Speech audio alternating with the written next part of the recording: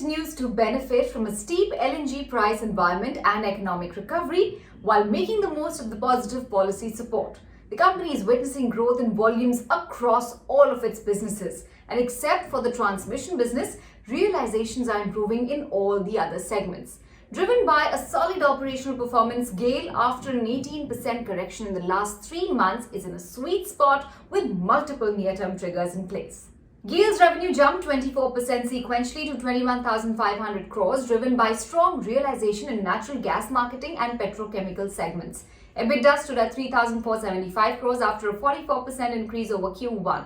PAT came in at 2,863 crores, up 87% QOQ. Segment-wise, gas marketing businesses realization grew 20% as GAIL continued to benefit from high spot LNG prices. Gas marketing revenue stood at 16,250 crores, up 22% QOQ, while margins expanded to 6.9% during the quarter. Volume-wise, gas marketing was up close to 2% over Q1.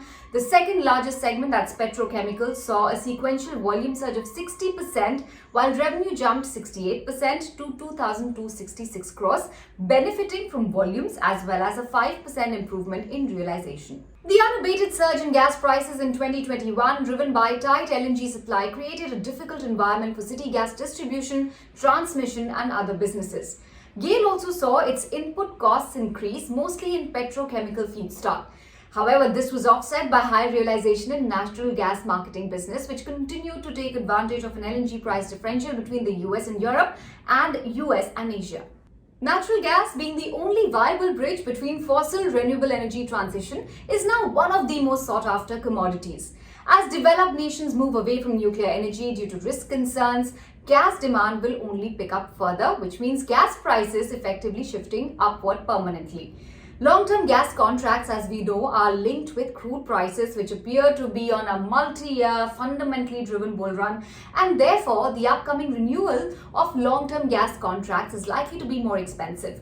In India, the goal to raise gas usage to 15% of the overall energy mix would see a long-term increase in gas imports.